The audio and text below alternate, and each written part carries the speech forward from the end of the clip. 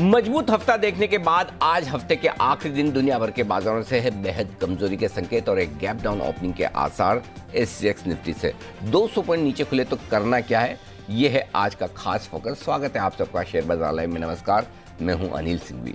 नमस्कार, आपके साथ मैं हूं नेहा आनंद और फटाफट अनिल जी से जान लेते हैं कि आज कैसा हमारा मार्केट रिएक्ट करने वाला है। सर, आज बोलने वाली तो थी कि थैंक गॉड इट्स फ्राइडे, लेकिन ग्लोबल संकेत ने मूड बिगाड़ दिया। सर, कौन से अहम ट्रिगर्स रहेंगे जहां नजर रखें? देखिए, ट्रिगर्स तो हम ज्यादा तो ग्लोबल मार्केट से आते हुए दिख रहे हैं। अमेरिकी बाजारों में अनएक्सपेक्टेड कमजोरी होती हुई दिखी है। 500 पॉइंट डाउ लुढ़का है और बाकी मार्केट भी तेजी से गिरे हैं। विश्लेषण करेंगे विस्तार से कि क्यों कुछ ऐसा हुआ है अमेरिकी बाजारों में।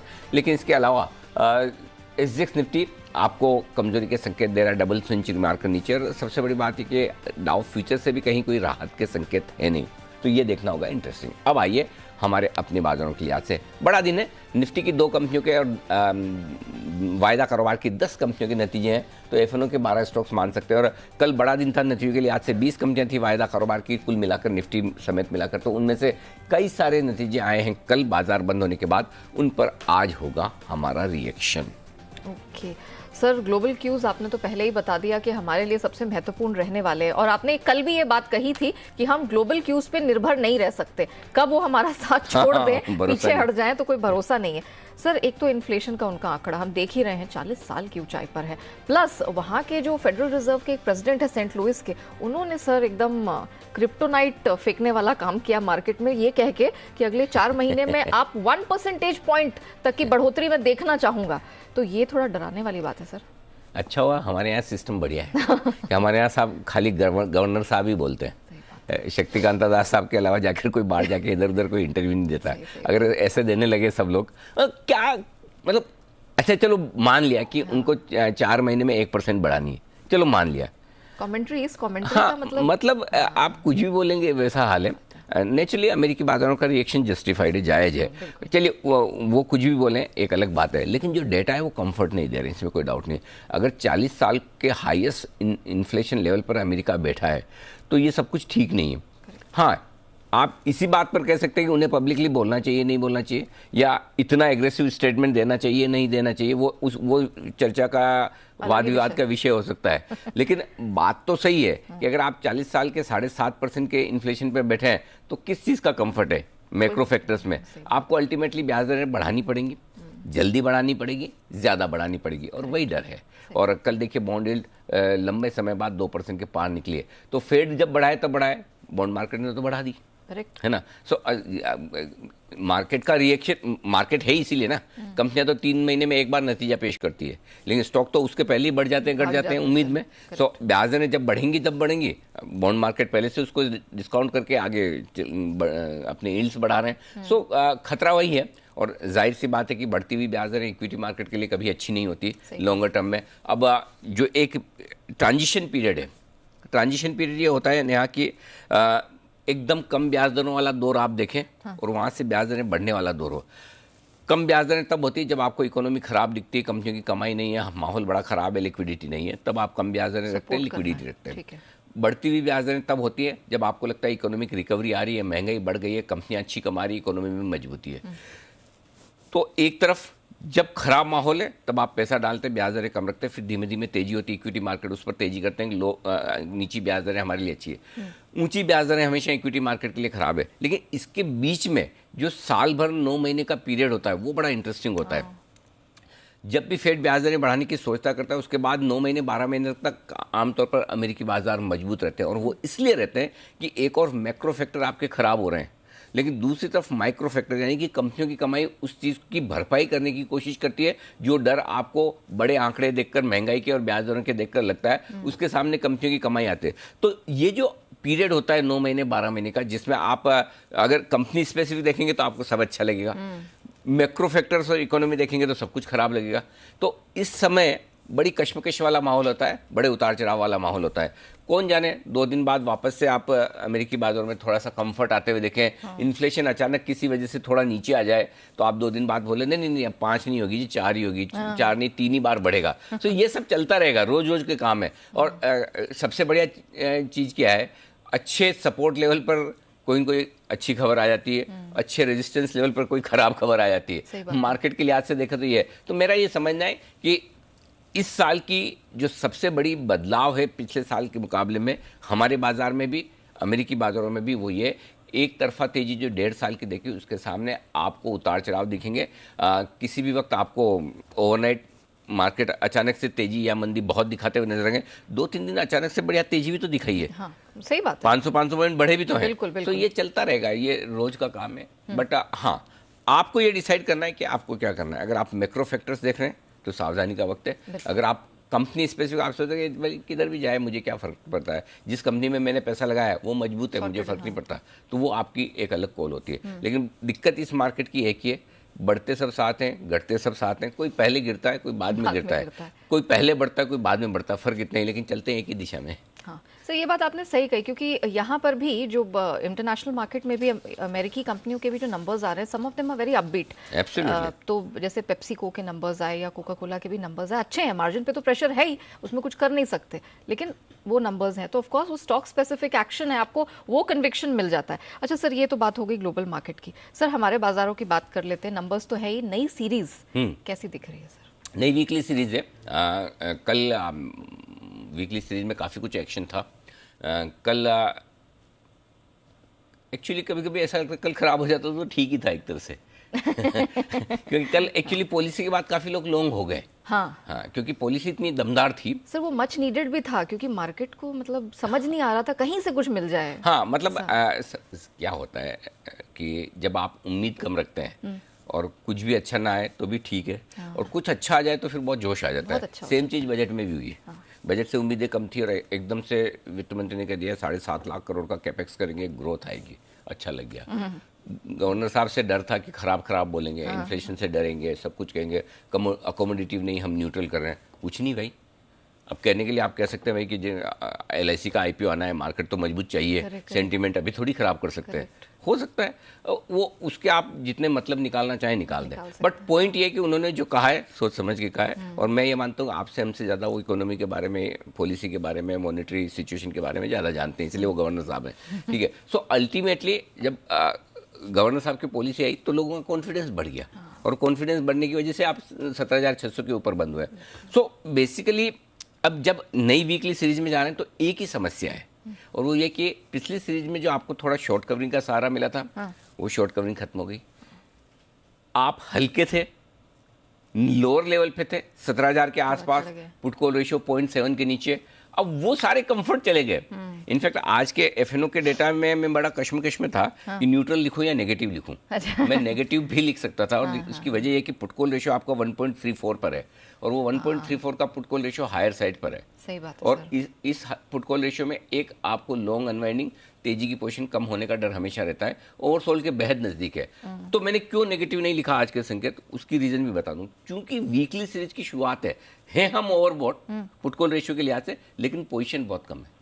जनरली शुक्रवार के दिन जब आप नई वीकली सीरीज की शुरुआत करते हैं तो डेटा बहुत कम होते हैं, तो उस लिहाज से है लॉन्ग, लेकिन इतने ज्यादा नहीं, इसलिए मैंने इसको न्यूट्रल रखा है। तो आज के सेशन में अब जब हम नई वीकली सीरीज की शुरुआत करें, एक और वीकली सीरीज की शुरुआत जब हम कर रहे हैं, तब एक चीज यहाँ समझने की बात है। आप एक बात समझ लीजिए, ये बाजार आपको परेशान करेगा, परेशान इस तरह से करेगा, 16,800 17,000 के आसपास आएगा, मूड खराब करेगा, और आपको लगेगा रेंज तोड़ने वाला है, वहां पर कुछ ना कुछ ऐसा होगा, वापस से ऊपर आने की कोशिश करेगा। तो ये 200 पॉइंट नीचे के गिन लीजिए जो सपोर्ट है, 17,600 17,800 इस रेंज के आसपास आकर रुकने की कोशिश करेगा। ठीक है, ज्यादा हो गया वो तो 18,000। सो आपको इस रेंज में ऊपर नीचे टाइम पास करने वाला, परेशान करने वाला मार्केट देखना है। अब इसमें आपके पास दो ही स्ट्रेटेजी होनी चाहिए, आपको पैसा कमाना है या पैसा बचाना है। हाँ, ये भी जानना जरूरी है। गोल इम्पोर्टेंट है। तो पहली प्रायोरिटी कमाने के बजाय बचाने की होनी चाहिए। और कल 3:20 पर जब स्ट्रेटेजी में दे रहा था तो देवांशु को मैं यही बता रहा था कि आपको एक आउट ऑफ द मनी का पुट क्यों लेकर जाना चाहिए, क्योंकि अनएक्सपेक्टेड कभी कोई हो जाए जो हमें पता नहीं। और ये कल 3:20 पे, ये 3:20 भी नहीं, कल हम शायद 3:23-25 पे बात कर रहे हैं, और आप देखिए अनएक्सपेक्टेड आपको गिरावट 200 को नीचे दिख रहा है। ये इंश्योरेंस है, ये प्रोटेक्शन, ये इसी दिन के लिए कि अचानक से बिना मतलब कोई गैप से खुल जाए। अगर समझो आज आप 17,400 का पुट लेकर गए या 17,300 का पुट लेकर गए, या अगर आपको 17,200 का भी लिया है, तब भी आपका कुछ तो कंफर्ट है। आपका वैल्यू इरोड नहीं होगी हाँ, पूरी। हाँ। मतलब at least some comfort is there. हाँ। सो ये ग्लोबल मार्केट्स की वॉलेटिलिटी थोड़ी रहेगी मेरे ख्याल से। वीकली सीरीज में दो चीज़ें हमें ध्यान में रखनी की है, पहला हायर पुट कॉल रेशियो है, दूसरा पोजीशन कम है, तो दोनों एक दूसरे के बैलेंस आउट करते हुए दिख रहे हैं, ये ध्यान में रखने की बात है। ठीक है सर, ये तो नई सीरीज पर बात हो गई और आपने बहुत ही महत्वपूर्ण कह सकते हैं एडवाइस यहाँ पर दी है कि पैसे कमाने हैं या पैसा बचाना है, और फोकस आपका पैसे बचाने की तरफ भी होना चाहिए, सिर्फ बनाना ही ज़रूरी नहीं है। ये बहुत महत्वपूर्ण बात है sir. FII DII data, FII हम अगर 9 फरवरी से कंपेयर करें तब तो हमें बढ़े हुए दिखते हैं, ऑलमोस्ट नियर टू डबल, लेकिन DIIs का डेटा सर शानदार है। अच्छी खरीदारी की है, बड़े लंबे समय बाद 2 दिनों तक दम दिखाया। कल भी 1700-1800 करोड़ की खरीदारी, आज 2700-2800 करोड़ की खरीदारी। तो घरेलू फंड दम लगाकर पैसा लगा रहे हैं। शायद जोश भी इस वजह से आया कि SIP में ऑल टाइम हाई पैसा उनका आता हुआ दिखा पिछले महीने में, तो फ्लोज हैं उनके पास। हालांकि अगर 2-2 हज़ार करोड़ की रन रेट से रोज लगाएंगे तो 5-7 दिनों में SIP की वजह से खत्म भी हो जाएंगे। 10-11 हज़ार करोड़ खत्म होने में टाइम नहीं लगता। लेकिन ठीक है, कहीं न कहीं शायद कल के एक्शन में घरेलू फंड की बड़ी खरीदारी इस बात से आती हुई दिखी होंगी कि उन्हें भी तो पॉलिसी अच्छी लगी होगी। खाली पॉलिसी ट्रेडर्स को ही थोड़ी अच्छी लगती है, पॉलिसी फंड मैनेजर्स को भी अच्छी लगती है, तो उस वजह से मुझे लगता है थोड़ी खरीदारी हुई। जहाँ तक FIs के डेटा का सवाल है, 1733 करोड़, कैश मार्केट में कोई खास फर्क नहीं है, 1000 से 2500 करोड़ की रेंज में रोज बेचते हों, अपने रेंज बना रखी है उन्होंने। हाँ, मौका देख के जितना जो है। लेकिन हाँ, कल के सेशन में FNO के आंकड़े लगातार दूसरे दिन काफ़ी इंटरेस्टिंग है।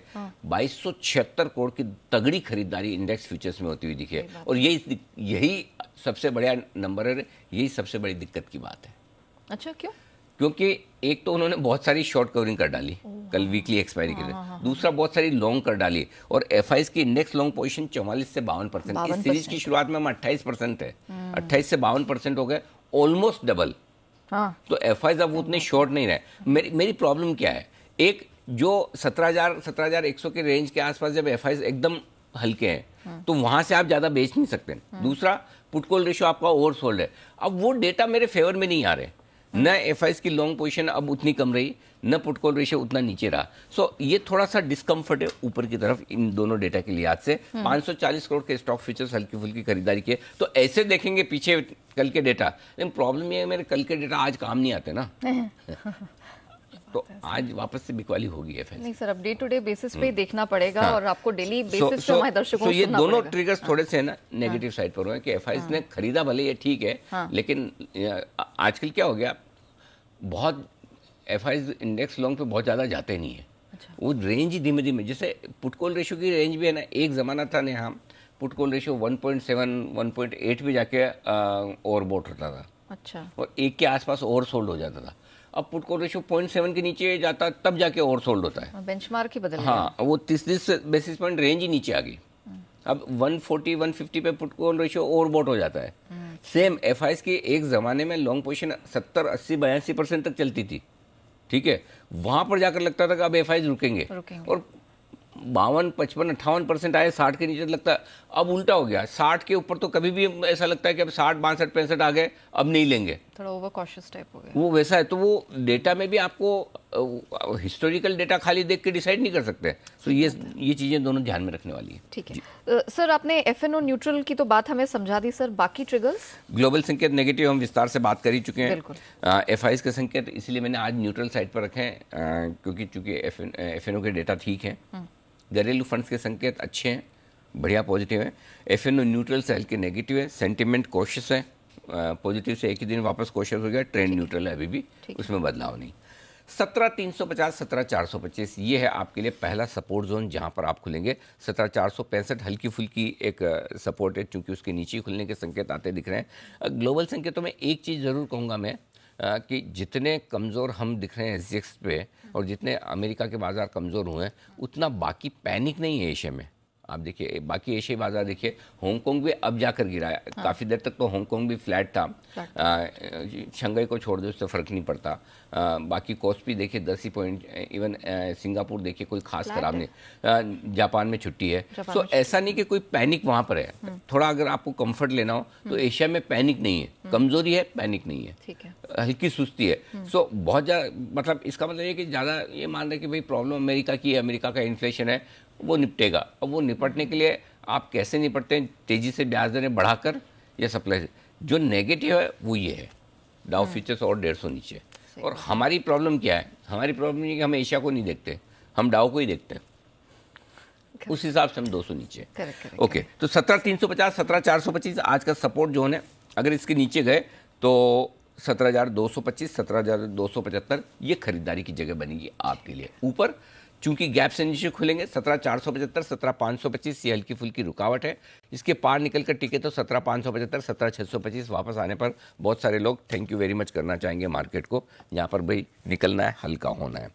बैंक निफ्टी 38,500, 38,600 यहाँ पर हम खुलने चाहिए इस रेंज के आसपास। इसके नीचे फिसले तो 38,050, 38,225 ये 200 समझ लीजिए, ये है आपके लिए स्ट्रॉन्ग सपोर्ट जोन। इसको 225 कर लीजिएगा, 38,050, 38,225। ऊपर कितना जा सकते हैं, गैप से खुलने के बाद 38,850, 38,925 ही अपने आप में एक रुकावट का काम करेगा।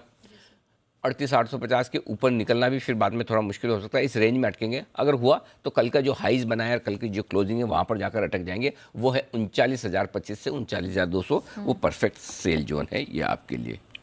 सर अभी डे रेंज बता देंगे सर निफ्टी बैंक निफ्टी के? 17,425, 17,525 दिन की छोटी रेंज, 17,350, 17,575 दिन की मीडियम रेंज और 17,275 से लेकर 17,625 बड़े बड़े लेवल हैं, दूर के लेवल हैं, लेकिन मार्केट में वॉलेटिलिटी बढ़ने की आशंका से मैं आपको बड़े लेवल्स दे रहा हूं। बैंक निफ्टी 38,500, 38,850 दिन की छोटी रेंज, 38,225, 39,025 मीडियम रेंज है और 38,050 से लेकर 39,200। बड़ी समस्या तब होगी जब आप 38,000 के नीचे ट्रेड करें। देखो दो लेवल से समस्या है बैंक निफ्टी में। पहली 38,500 के नीचे, 38,500 के नीचे जैसे आप ट्रेड करना शुरू करेंगे दिन के लिए पहला कमजोरी का संकेत आएगा। और 38,000 के नीचे अगर आप ट्रेड करके बंद होने की कोशिश करें तो फिर आपके लिए मतलब 39,000 दूसरी बार वहां पर आकर आपने माउंट एवरेस्ट के पास पहुंचे, चढ़ नहीं पाए, वापस नीचे आ गए, वैसा है डबल टॉप जिसको बोलते हैं, वो वहां पर बनता हुआ दिखेगा, ये ध्यान में रखिए। ठीक है, क्विकली हमारे दर्शकों की सहूलियत के लिए वो जो डे रेंजेस है मैं रिपीट कर देती हूँ। निफ्टी में जो डे रेंज है वो आपकी स्क्रीन पर लेकर आते हैं और आपको फटाफट बता देते हैं कि सर ने क्या सुझाया। छोटी रेंज 17,425, 525, मध्यम जो रेंज होगी वो 350 से 575 की होगी और आप बड़ी रेंज लेकर चलेंगे तो वो 17,275 से 17,625 की होगी। बैंक निफ्टी पर आइए, उसकी रेंजेस आपको बता देते हैं। 38,500 ये बहुत ही अहम लेवल है, सर ने एक्सप्लेन कर ही दिया क्यों। तो यहाँ पर 38,500, 38,850, मीडियम रेंज 38,225, 39,025 और बड़ी रेंज 38,050 और 39,200। तो इसको, इन रेंजेस को आप ध्यान में रख के चलिएगा। सर अब जरा existing long position, short position Nifty के लिए अगर आपकी पोजीशन है तो एक काम करें, 17,400 ये आपका इंट्राडे पर स्टॉप लॉस होना चाहिए। अच्छा। 17,425 के आसपास खुल रहा है, 17,400 के नीचे फिर थोड़ी रिस्क बढ़ जाती है। कल का लो 17,427 का है, तो कल का लो तोड़ते हैं तो फिर उसके बाद आपको लॉन्ग नहीं रहना चाहिए। अच्छा। और फिर भी एक 25 पॉइंट का कंफर्ट थोड़ा सा रख लें, 17,400 पर रखें। क्लोजिंग अगर आज 17,450 के नीचे होती है तो फिर आपको थैंक यू वेरी मच कर लेना चाहिए। अच्छा। लॉन्ग पोजीशन कम कर लेनी चाहिए। ठीक है सर। बैंक निफ्टी 38,500 इंट्राडे और क्लोजिंग दोनों बेसिस पर ये, जिसको दूर रखना है 38,000 का रखे, मेरे हिसाब से 38,500 भी काफी है। मतलब ये इंपॉर्टेंट लेवल है आज बैंक निफ्टी में हमारे लिए 38,500। शॉर्ट अगर आप हैं तो आपके चेहरे पे मुस्कान है और अनएक्सपेक्टेड, क्योंकि आपने सोचा नहीं था कि 200 नीचे मिल जाएगा। 17,650 कल के हाई के थोड़ा सा ऊपर, 639 कुछ पहुंचे थे ना हम, 639, हाँ, उसके ऊपर स्टॉप लॉस रख लें 17,650 का इंट्राडे भी और क्लोजिंग बेसिस पर भी, और 39,200 कल के हाई के ऊपर का स्टॉप लॉस रख लें इंट्राडे भी और क्लोजिंग बेसिस पर। ये बैंक निफ्टी के लिए आपका स्टॉप लॉस है दोनों ही। अब आइए नई पोजीशन, और नई पोजीशन बनाने में आज मैंने बड़ा आराम से बनाई है, ज़्यादा दिए ही नहीं कुछ, एक एक ही है दोनों तरफ, ना एग्रेसिव के लिए अलग अलग कुछ भी ऐसा है नहीं। बेचना है निफ्टी, कल के हाइस पर स्टॉप लॉस लगाएंगे 17,650 पर, ठीक है। और पहले बेचने की स्टडी दी है, खरीदने की कहाँ से आ गई, पहले रुको बेचो। हाँ ना ना ना ना, ये कुछ गलत है, ये कुछ तो गलत आ रहा है स्टडी। पहले सेल निफ्टी, हाँ सेल निफ्टी है। और 17,650 के स्टॉप लॉस के साथ आपको बेचना है। 17,425 पहला टारगेट है, 17,400, 350, 300, 275 और 225 तक के टारगेट है। सो बेसिकली आप 17,200, 250 तक वापस इस करेक्शन में नीचे की तरफ जा सकते हैं। वहाँ से हम डिसाइड करेंगे कि हमको फिर 17,000 16,800 जाना है या वापस 17,600 17,800 आना है। ठीक है सर। तो 17,200 17,200 300 की रेंज जो होगी ना वो डिसाइड करेगी अगला मूव। ठीक है। 17,200 के नीचे खराब, 17,300 के ऊपर वापस अच्छा हो जाएंगे। तो इसलिए ये सारे टारगेट हैं। तो बिकवाली की राय है 17,650 के स्टॉप लॉस के साथ आपके लिए निफ्टी में। ठीक है सर। अब आइए खरीदने की राय। ये बिकवाली की आपके परफेक्ट आ गई 17,225 तक के टारगेट में, ठीक है ना। इसको नोट कर लीजिए।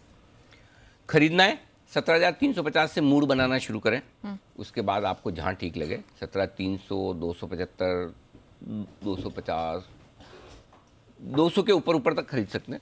17,200 का स्टॉप लॉस रहेगा आपका, ठीक है। ये स्टॉप लॉस स्ट्रिक्ट होना चाहिए।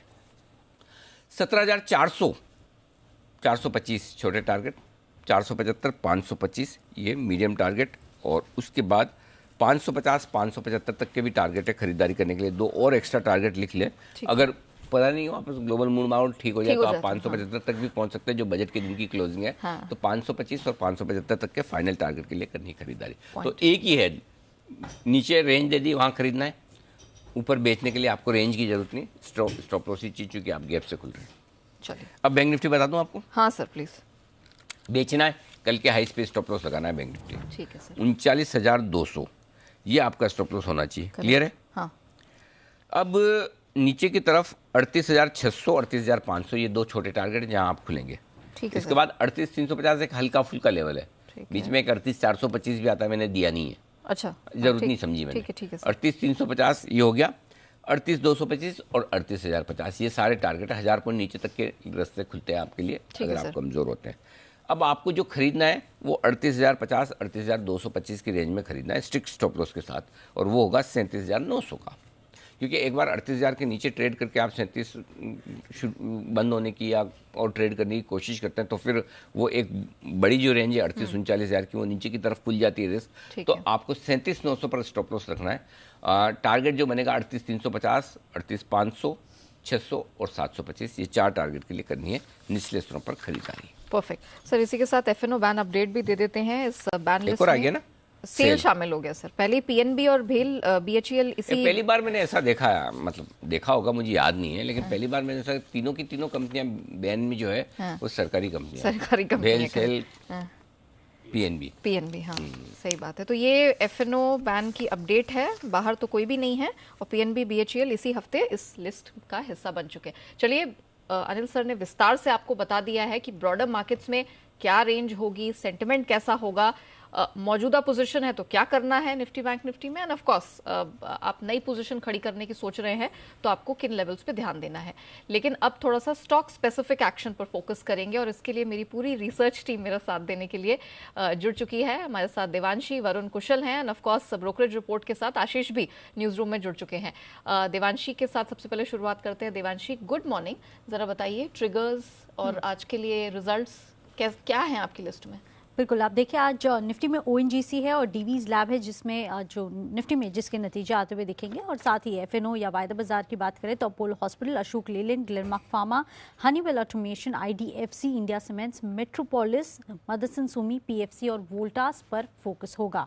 साथ ही कैश मार्केट की तो लंबी लिस्ट है और कई सारे इंपॉर्टेंट रिजल्ट्स भी आ जाते हुए दिखेंगे। लेकिन इसके अलावा जो प्राइस बैंड में बदलाव होते हुए दिखे हैं, 20% to 10% हो चुका है अदानी विल्मर इतना चलने के बाद, और स्टोव क्राफ्ट में भी प्राइस बैंड रिवीजन होता हुआ दिखा है, और 10% to 5% जी मीडिया है जिस पर फोकस करें।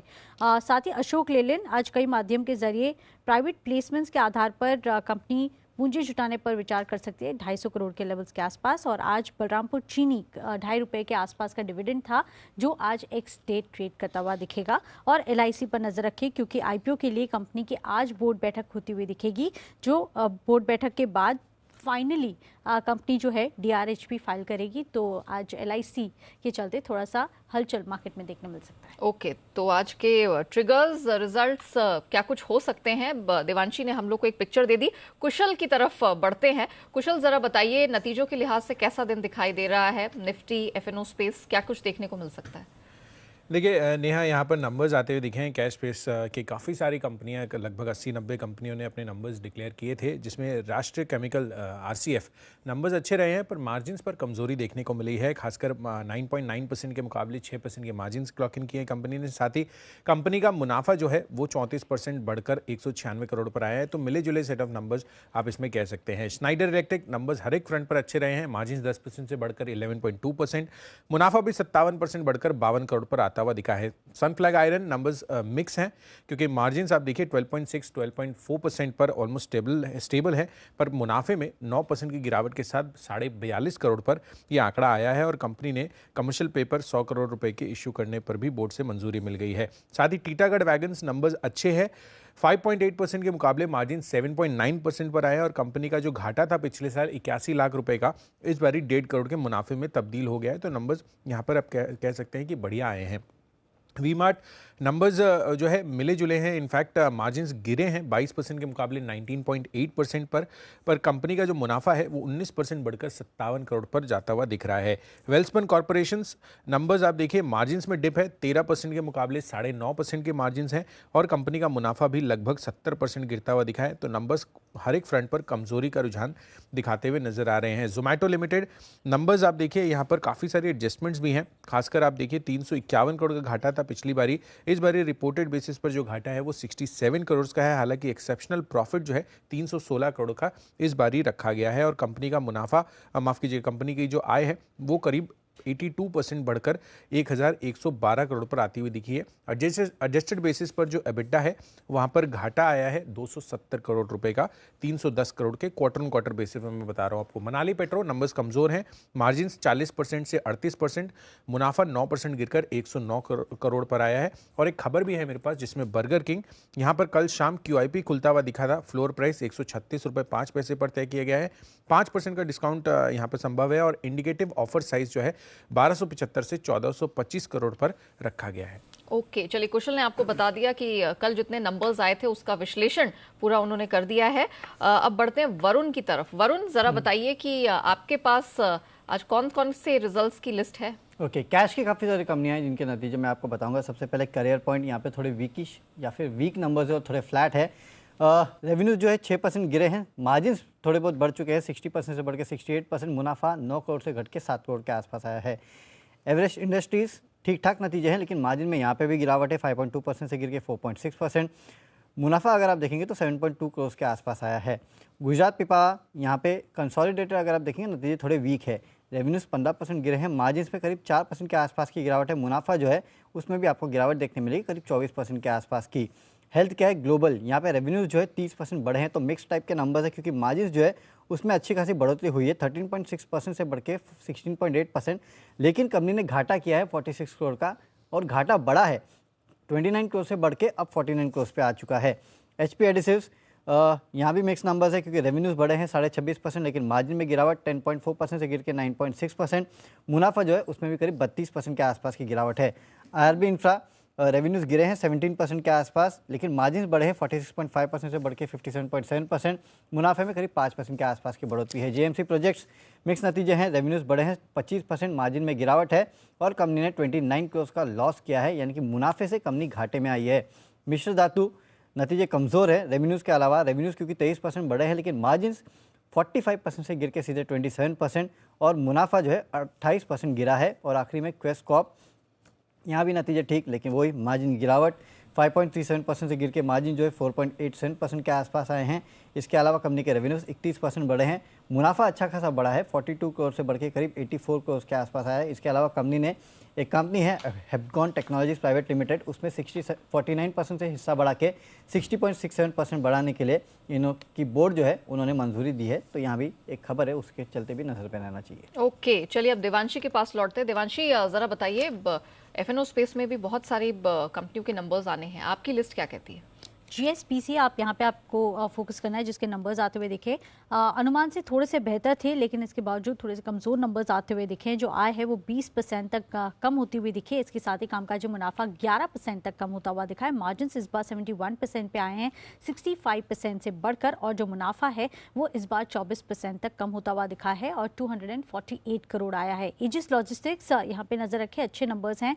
जो आय है वो 21% तक कम हुई है, लेकिन कामकाजी मुनाफे में 26% की बढ़त, मार्जिन 8% से बड़े हैं 12.5% के आसपास, और जो मुनाफा है उसमें 44% तक की बढ़त है। 102 करोड़ पर कंपनी ने क्लॉक इन किए। SJVN नंबर्स अच्छे हैं, आय में 11% तक की बढ़त है, कामकाजी मुनाफा 17% तक बढ़ा है। मार्जिन आप देखिए 66% है, वहां से बढ़कर 70% पे आए, और जो मुनाफा है वो 19% तक इस बार बढ़ता हुआ दिखा है। और इसके साथ ही स्पेशलिटी रेस्टोरेंट्स यहाँ पे घाटे से मुनाफे में आई है कंपनी, इस पर नजर रखें। जो आय है वो 57% बढ़ी है, कामकाजी मुनाफा 4 गुना बढ़ा है, और मार्जिन इस बार 27% पे कंपनी क्लॉक इन किए हैं। मुनाफा 11 करोड़ पे आता हुआ दिखा है, जो कि पिछले साल कंपनी ने 4 करोड़ का घाटा किया था। कोविड का इम्पैक्ट था, लो बेस था, इसके चलते भी इस बार नंबर्स काफी शानदार दिख रहे हैं। वेरी वेल, चलिए हमने ये तो बात कर ली कि कौन कौन से नंबर्स आए हैं और कौन कौन से रिजल्ट्स आज आने वाले हैं। आपको बता दें, न्यूज़ पर व्यूज़ ये देखना मत भूलिएगा। 10:45 पर स्पेशलिटी रेस्टोरेंट्स के मैनेजमेंट अंजन चटर्जी साहब हमारे साथ जुड़ने वाले हैं। हम नंबर्स पे बात करेंगे एंड ऑफ कोर्स कंपनी के बिजनेस आउटलुक पर भी चर्चा होगी, तो जुड़ना मत भूलिएगा न्यूज़ पर व्यूज़ में 11:15 बजे। चलिए अब बात करते हैं FIR यानी कि FII इन्वेस्टमेंट रिपोर्ट्स की।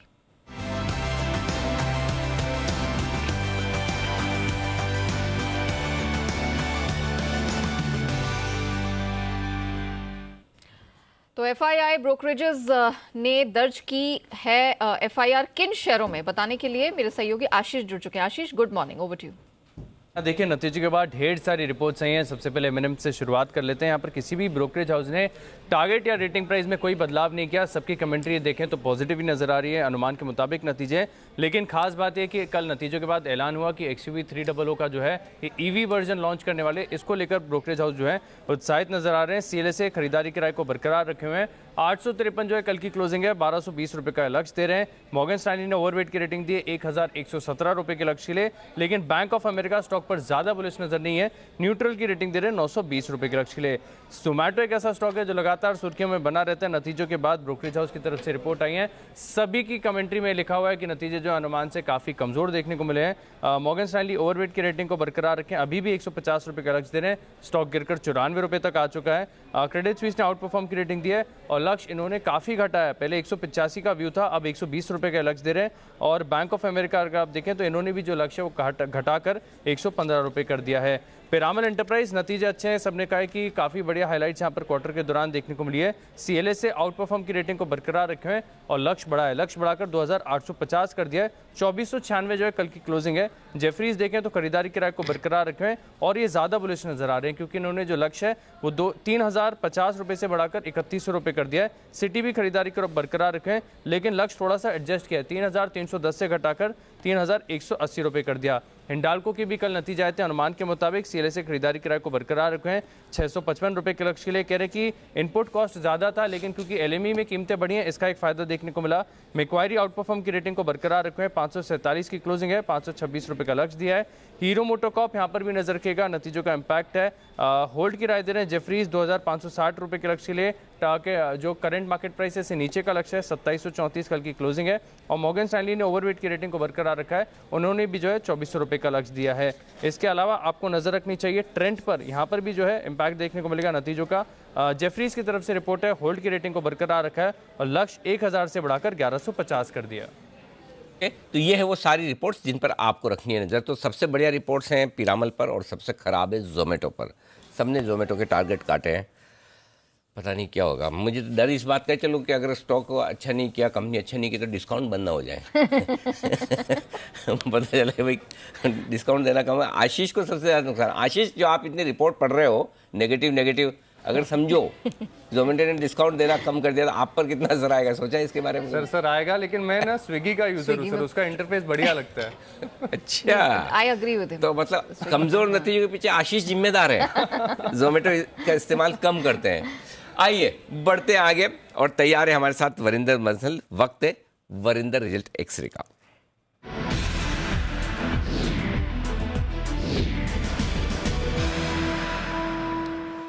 हमेशा की तरह शुरुआत करते हैं उस कॉम्बिनेशन के साथ जो कि आप हमेशा देखना सुनना चाहते हैं कि नतीजे भी अच्छे हो, शेयर भी सस्ते हो। अच्छे नतीजे, सस्ते शेयर, बताइए। Sir, good morning to you and your entire team. Sir, एक सेक्टर ना जो धीरे धीरे से अच्छा कर रहा है और मालूम ही नहीं चल रहा, वो है अपना मीडिया सेक्टर। और मीडिया सेक्टर में सर जागरण प्रकाशन के नंबर्स बहुत अच्छे आए थे, ईएनएल के नंबर्स बहुत अच्छे आए थे, और ये सन टीवी के नंबर सर कहां से आ गए, किस तरीके से आ गए। इस बार जो एड रेवेन्यू ग्रोथ आया है वो 22% ग्रोथ आया है, और अभी तो हम लोग वो बजट वाला क्वार्टर तो है ही नहीं है, और इलेक्शंस भी आएंगे, सो आप एक्सपेक्ट कर सकते हो तो कि फोर्थ क्वार्टर हुआ और जब स्टेट इलेक्शंस होंगे तब और कितने नंबर्स अच्छे आ सकते हैं। सो सन टीवी का अनुमान था सर कि सेल्स 800 करोड़ करेगा, उसके सामने 1060 करोड़ सेल्स किया। You can forget everything about EBITDA और पैट, क्या होगा क्या नहीं हुआ, पर टॉप लाइन इतना बड़ा ग्रोथ आया सर कि वो किसी ने एक्सपेक्ट नहीं किया था। 800 करोड़ के एक्सपेक्टेड 1060 करोड़, और बाकी चीजें जैसे मैंने आपको बोला सर 550 करोड़ एबिटा एक्सपेक्टेड था, 735 करोड़ आया। 11-12 टाइम पे ट्रेड करता है स्टॉक बहुत सस्ता है। But the point is that what is happening in the media sector, because that is very important. तो एक और company sir, I don't no I can speak about that और नॉट, बट आपकी कंपनी जो जी media है उसका number भी बहुत स्ट्रांग आया था इस बार। मतलब कि अगर सन टीवी ने 22% एडवर्टाइजमेंट ग्रोथ दिया तो जी मीडिया का 33% ग्रोथ आया था, एडवर्टाइजमेंट ग्रोथ आया था। सो ये मैं 10-15% तो सुनता रहता हूं। वरिंदर, इतना सरप्राइज क्यों कर रहे हैं? हम अच्छा काम नहीं कर रहे क्या? आप तो बजट के दिन भी हमारे साथ थे, आपने देखा सारे नंबर अच्छा ही तो कर रहे हैं हम। सर बजट का इम्पैक्ट तो अभी क्वार्टर 3 में, क्वार्टर 4 में आएगा ना। हाँ, ओ अच्छा, तो मतलब आप ये कह रहे हैं हमारा क्वार्टर 4 और भी बेहतर होगा। मैं तो सेक्टर का सोच रहा हूँ सर कि सेक्टर का क्या हो रहा है, क्योंकि आपने तब देखा था कि हम 25-30% एड रेवेन्यू ग्रोथ की बात कर रहे हैं। Absolutely. So very very solid numbers from Sun TV and Zee media sir. Zee media के बारे में बाद में बात करूंगा। Cummins India sir, as I said, it has been a very tough quarter for cap good industrial companies. Cummins ने बहुत अच्छा परफॉर्म किया कंपेयर टू जो पीयर्स ने किया था, तो कमिंस को उस तरीके से मार्क्स देना चाहूंगा मैं, specially on the top line. 1550 crore expected था कि सेल्स करेगा, उसके सामने 1750 करोड़ के आसपास का सेल्स किया इसने। एबिटा भी 240 करोड़ एक्सपेक्टेड था, उसके सामने 270 करोड़ किया। अदर एक्सपेंसेस के कम हो गए, जिसके कारण इसका एबिटा मार्जिन मेंटेन्ड है। तो मैनेजमेंट का देखना पड़ेगा कि क्या बोल रहे हैं, उन्होंने कोई गाइडेंस नहीं दिया। कोई बहुत महंगा स्टॉक नहीं है सर, कंसिडरिंग कि अभी तो साइकिल शुरू हो रहा है कैपिटल गुड्स का। तो comments did very well, but Sun TV was some another level all together. दो और कंपनी सर, छोटी कंपनीज जहां पे मुझे नंबर्स बहुत अच्छे लगे, एक Honda India power. I think इसके नंबर्स बहुत टाइम के बाद मैंने देखे कि इतने स्ट्रॉन्ग आए। Again a sector which is very tough, especially in this quarter, but sales are 46% quarter ऊपर आई है, 20% Y-on-Y ऊपर आई है। तो आप क्वार्टर Y-on-Y कहीं भी बात करें वो है। मार्जिन्स मेंटेन हुए हैं सर, प्रॉफिट ऊपर गया है 46% क्वार्टर। 18 टाइम पे ट्रेड करता है, महंगा स्टॉक नहीं है। और एक छोटा, अगर मैं पटाखा स्टॉक बोल सकूं, एक्चुअली 2 छोटे पटाखे स्टॉक है सर। एक तो है adore welding again in that industrial cap good space. I think this is one company which has done very very well. नतीजे बहुत अच्छे आए थे। सेल्स 30% ऊपर है Y-on-Y, एबिटा 127% ऊपर है Y-on-Y, मार्जिन्स क्वार्टर भी और Y-on-Y दोनों इंप्रूव हुए हैं। प्रॉफिट बहुत अच्छा गया है, 20 टाइम पे ट्रेड करते हैं। और अगर आपका परमिशन है sir, I think Zee media is another small पटाखा फॉर मी। इस बार जो नंबर्स आए थे बहुत अच्छे आए थे। मतलब सर आज 1200 करोड़ का मार्केट कैप है और आज 45 करोड़ का प्रॉफिट किया है क्वार्टरली। तो इवन आप बोलो कि 180 करोड़ का रन रेट नहीं करेगा, 150 करोड़ का करेगा, 125 करोड़ का करेगा, तो ये सिंगल डिजिट मल्टीपल में कंपनी मिलता है। ओके, परफेक्ट है। तो ये दमदार रिजल्ट है, लेकिन अच्छे नतीजों के साथ कंपनियों में वैल्यूएशंस थोड़े से महंगे हैं, उन शेयरों के बारे में बताएं। सर, एक कंपनी जो महंगा है, महंगा रहेगा, आपको लेना तो लो, नहीं लेना तो ना लो, वो है ट्रेंड। आई थिंक ट्रेंड के नंबर्स बेस्ट एवर आए थे सर। अगर मैं सेल्स देखूं या एबिटा देखूं, हमें मालूम था कि इसके नंबर्स अच्छे आएंगे, बिकॉज शॉपर स्टॉक्स हुआ, सब जो ओपनिंग अप इकोनॉमी स्टॉक्स हैं उनके नंबर्स अच्छे हैं। बट इनका रिजल्ट तो सर जो एक्सपेक्टेड था उससे बहुत अच्छा आया। वेस्ट साइड ने पहली बार 1000 करोड़ का सेल्स किया है सर। सेल्स 32% ऊपर है क्वार्टर Y-on-Y तो 85% ऊपर है। एबिटा 32% क्वार्टर ऊपर है, 62% Y-on-Y ऊपर है। तो बहुत ही प्यारे नंबर्स आए थे ट्रेंड के सर, बहुत ही super duper. I think Wonderla और स्पेशलिटी रेस्टोरेंट, ये 2 और कंपनीज हैं सिंक्लेयर होटल छोटे में, again opening up economy stocks, इनके बहुत अच्छे नंबर आए थे। Wonderla, speciality, trend, Sinclair. Sir एक छोटा कंपनी मगर एक अच्छा कंपनी है आरएचआई मैग्नेस्टिया। आई थिंक इसके नंबर्स कहां से इतने तकड़े आए, क्योंकि सर इनका मार्जिन कम नहीं हुआ, क्योंकि कैप गुड्स पे मैं देख रहा हूँ कहीं ना कहीं मार्जिन हिट हो ही रहा है या मेंटेन हो रहा है। बट आरएचआई का तो नंबर्स, सेल्स भी बढ़ा, एबिटा भी बढ़ा, मार्जिन सर 15% से 19.5% क्वार्टर चले गए, वाई 17% से 19.5% चले गए, 40 टाइम पे ट्रेड करता है, महंगा स्टॉक है, but I think the numbers were very very solid for RHI and a small chemical company. I think वो अपने ही जोन में है, अपनी ऑर्बिट में है, जो भारत रसायन, महंगा स्टॉक है, 30-35 टाइम पे ट्रेड करता है स्टॉक वो है। बट अदरवाइज आप नंबर्स देखिए compare to the peer growth, because peer से कंपैरिजन करना बहुत जरूरी है। Sir margin 20%, 21% versus 15% quarter, EBITDA 74% ऊपर क्वार्टर, 38% ऊपर वाई। तो किसी भी तरीके से देखिए मार्जिन बहुत अच्छे आए थे सर इसमें। ये है आपके लिए दमदार नतीजे, लेकिन थोड़े महंगे हैं शेयर। अब कमजोर नतीजे, शेयर भी महंगे, और बाकी उम्मीद के मुताबिक जो नतीजे उनके बारे में बताएं। Sir MTAR Technologies, I don't know कि हाँ भी इतना महंगा कंपनी क्यों है, इतना वैल्यूएशन क्यों देते हैं इसको। नंबर्स कमजोर थे, सेल्स 14% नीचे थी क्वार्टर, एबिटा 22% नीचे था क्वार्टर। अराउंड शॉर्ट टाइम पे ट्रेड करता है सर स्टॉक, तो बहुत एक्सपेंसिव है मेरे लिए, एटलीस्ट एज अ मैं बनी इन्वेस्टर हूं तो बहुत महंगा है। इनलाइन सर हीरो और टाटा केमिकल इनलाइन रिजल्ट्स थे, बट मेरे हिसाब से जो सेक्टर ऑफ द डे हो सकता है sir should be media. Okay, तो चलिए मीडिया है वो सेक्टर जिस पर रखिएगा फोकस। बहुत बहुत धन्यवाद वरिंदर, बहुत ही अच्छे से आपने सारे नतीजों का पूरा विश्लेषण किया। आइए अब बढ़ते हैं आगे, और हमारे साथ है पूरे हमारे एक्सपर्ट्स की टीम तैयार। Pick of the day.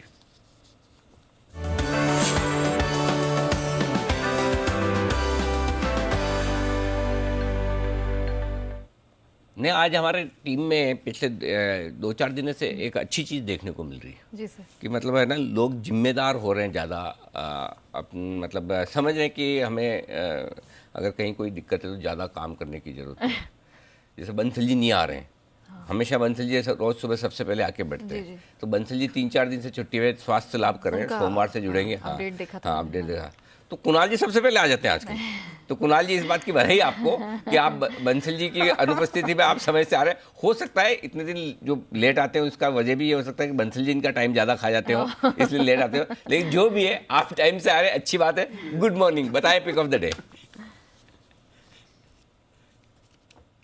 Anil ji very good morning आपको, नेहा को। अनिल जी देखिए पिक तो है नहीं मेरे पास आज, अनिल जी नोटा का इस्तेमाल करूंगा, लेकिन अनिल जी सवाल है, पूरी रात मैं सो नहीं सका अनिल जी। क्यों? आपने कल कहा था कि कुछ आप ऐसा बताएंगे वैलेंटाइन डे पर अनिल जी, क्या खास होने वाला है आज आप उद्घाटित करने वाले थे। तो अनिल जी एक तो एसजीएक्स निफ्टी ने सोने नहीं दिया, और दूसरा आपकी इस बात ने। हाँ, तो एसजीएक्स निफ्टी पे डालो वो दोष, मेरे पे मत दो। मैंने तो आप देखो, अच्छा चलो ठीक है, 9 बजे बता दो, ठीक है। हाँ, तब मुझे अच्छा लग रहा है कि अगर कोई चीज मैंने बोली और तो बहुत 9 बज गए अनिल जी। हाँ, नहीं अभी नहीं बजी, 8:45। मुझे अच्छा मजा आ रहा है। मुझे नहीं पता था कि इतना उत्साहित हो जाएंगे। तो अगर आप इतना उत्साहित हो गए तो बहुत अच्छी बात है, थोड़ी देर और इंतजार करो। और चलिए, नोटा का इस्तेमाल बिल्कुल जायज है, आज 200 पॉइंट नीचे खुल रहा है तो कोई दिक्कत वाली बात नहीं। सिबी जी गुड मॉर्निंग, आप बताइए। गुड मॉर्निंग अनिल जी, मैं तो नोटा नहीं करने वाली हूँ इस्तेमाल नोटा का। मैं एक शेयर ढूंढ के लाई हूँ, पर फ्यूचर्स के नहीं, कैश मार्केट का ही स्टॉक होगा। आज फ्यूचर्स में कोई भी कॉल देना बहुत मुश्किल है, एटलीस्ट मेरे तरफ से। अनिल जी एक स्टॉक है JSW एनर्जी, चार्ट देखेंगे तो 3 महीने का ब्रेकआउट है, और ये जो ब्रेकआउट है ये फेल कभी नहीं हो सकता है। ये ब्रेकआउट के बाद स्टॉक 325 के आसपास कल का क्लोजिंग आई थी, और मुझे लगता है कि ये स्टॉक 400 से 420 तक जाने के लिए तैयार हो चुका है। 3 महीने का ब्रेकआउट ये आप मान लीजिएगा, और इस ब्रेकआउट के बाद 400-420 का ही टारगेट होता है, पर इतना बड़ा टारगेट मैं आज ही के आ जाएगा ऐसे एक्सपेक्ट नहीं भी कर नहीं रही हूँ। आज का टारगेट है 342-355, ये आज ही का टारगेट होगा, और 320 का स्टॉप लॉस होगा, छोटा सा स्टॉप लॉस। ये स्टॉक 342 से 55 तक का टारगेट आज ही दिखाना चाहिए। स्टॉक मेरा पोर्टफोलियो में है, तो मेरा इंटरेस्ट है इसमें, यही डिस्क्लोज करना था मेरे की तरफ से। JSW एनर्जी खरीद कर चलिए। ओके, तो JSW एनर्जी यहाँ खरीदारी करने की राय सिमी जी की तरफ से आती हुई। सुमी जी गुड मॉर्निंग, आपको क्या पसंद है आज? Good morning Anil ji. अनिल जी मेरे को लग रहा है कि मार्केट्स के अंदर जो गिरावट आएगी उसके अंदर खरीदारी करना है ग्रासिम को। ग्रासिम चार्ट के ऊपर अच्छा दिख रहा है, डिप्स में खरीदारी करें, 1750-1760 के आसपास खरीदारी कर सकते हैं। नीचे के अंदर इसका जो सपोर्ट और स्टॉप लॉस बनेगा 1740 के नीचे का बनेगा, तो 1740 के नीचे का स्टॉप लॉस लगा के खरीदारी करें, ऊपर में जो टारगेट देखने को मिल सकते हैं 1790 से लेके 1800 रुपए तक के ग्रासिम में इमीडिएटली शॉर्ट टर्म में ट्रेडिंग के लिहाज से देखने को मिल सकते हैं। तो डिप्स में खरीदारी करें ग्रासिम। ओके, डिप्स में करें खरीदारी, ग्रासिम में खरीदारी करने की राय आती हुई सुमित जी की तरफ से। सिद्धार्थ जी भी हमारे साथ है इस वक्त तैयार। सिद्धार्थ जी गुड मॉर्निंग, बताएं सर आपकी पसंद का शेयर आज के लिए। Good morning Anil ji, good morning Neha, और गुड मॉर्निंग सभी को। आज का जो शेयर होगा वो हो सकता है कि निफ्टी जैसे 200 पॉइंट एसजीएक्स दिखा रहा है गिरावट, तो क्या पता ये स्टॉक एक सुरक्षा कवच की तरह खड़ा रहे, और ये स्टॉक है एसबीआई लाइफ। एसबीआई लाइफ पे खरीदारी की राय है। ऑल्दो फंडामेंटल टारगेट्स भी मैं लेके आया हूं, बट शॉर्ट टर्म में मुझे लगता है कि 1250 के टारगेट्स आ सकते हैं। स्टॉप लॉस आपको 1100 का लगाना चाहिए।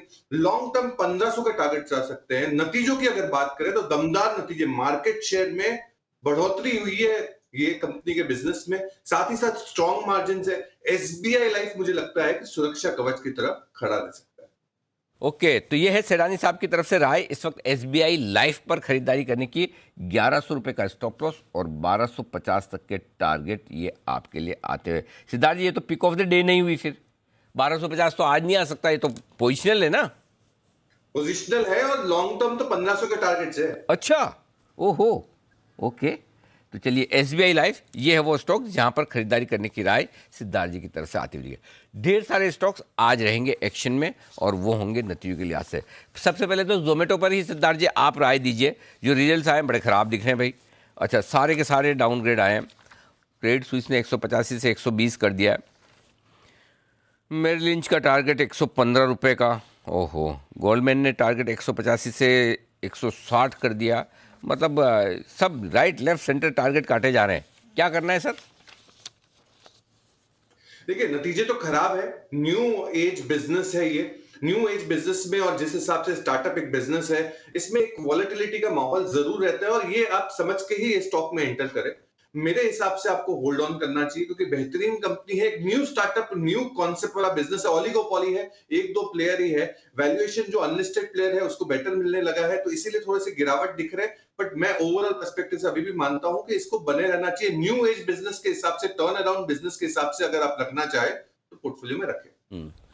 ओके, तो ये है आपके लिए राय इस वक्त जोमेटो पर आती हुई सिद्धार्थ जी की तरफ से। नतीजों के लिहाज से बड़ा एक्शन वाला दिन रहा है। कल बाजार बंद होने के बाद बहुत सारा एक्शन हुआ है। हीरो मोटोकॉर्प कमज़ोर नतीजे दिख रहे हैं, कोई अपग्रेड्स भी नहीं आए, थोड़ा मामला ढीली तरफ ही है।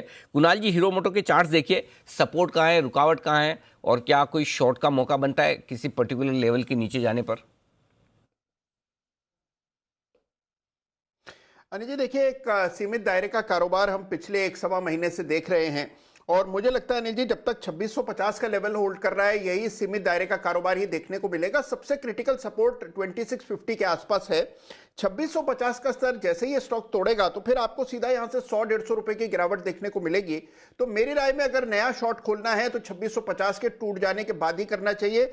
इन स्तरों पर वेट एंड वॉच करें। स्टॉक वॉलेटाइल रहेगा। 2650 से लेकर के 2800 के बीच में ही ट्रेड करने की मेरी उम्मीद है। तो मुझे नहीं लगता है कि इसमें कोई बहुत बड़ा एक्शन देखने को मिलेगा।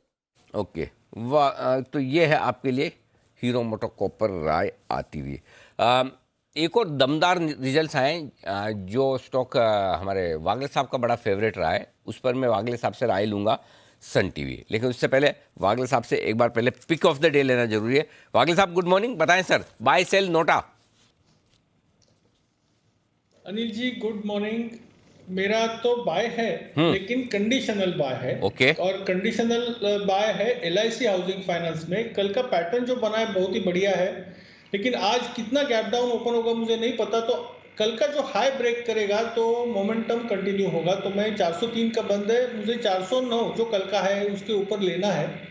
403 का स्टॉप लॉस होगा। 430 तक की मैं 1 से 2 दिनों में टारगेट देख रहा हूँ। तो ये कंडीशनल बाय ट्रिगर होगा तो ड्यूरिंग द मार्केट हम बताएंगे। नहीं तो मतलब कहाँ लेना है इसको? 403 का स्टॉप लॉस दे रहे हो आप? 403 नहीं बना, किसके ऊपर लेना है?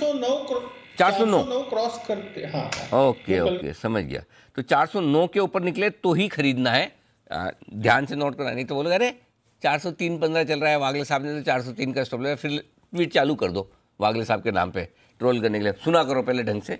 409 के ऊपर निकले तो ही खरीदना है और तब 403 का स्टॉप लॉस लगाना है, तब 430 का टारगेट। मैंने इसलिए 2 बार बोल दिया। वागले साहब अब निश्चिंत रहे, कोई ट्वीट नहीं आएगा। जी वागले साहब, अच्छा प्लस वो भी बताओ, आप सन टीवी के रिजल्ट बहुत ही तोड़फोड़ है, जबरदस्त है, एकदम शानदार।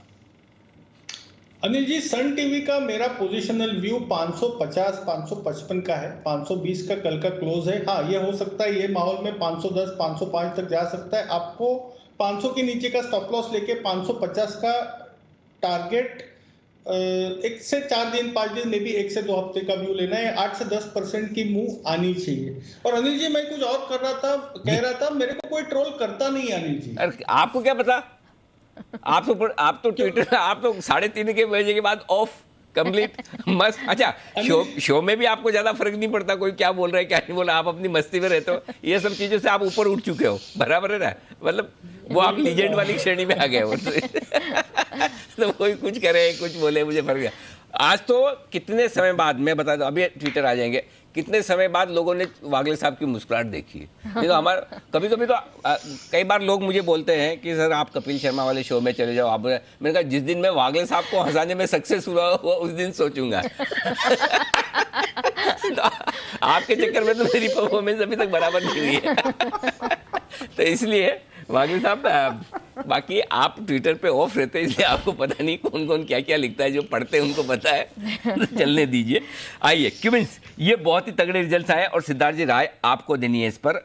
उम्मीद से काफ़ी बेहतर है, आय के लेवल पर, मुनाफे के लेवल पर। मार्जिन सबके खराब आ रहे हैं, इनके भी आए, फिर भी उम्मीद से कम नहीं आए और मुनाफा भी काफ़ी बेहतर है। हर एक पैरामीटर पर नंबर्स अच्छे हैं। कल स्टॉक फ्लैट बंद हुआ है, बताएं सर क्या करना है। देखिए, मजबूत कंपनी है अनिल जी, और मैं मानता हूं कि कैपिटल गुड्स में क्यूमिंस हो गया, सिमेंस हो गया, ये सारी कंपनियां बहुत बेहतरीन है।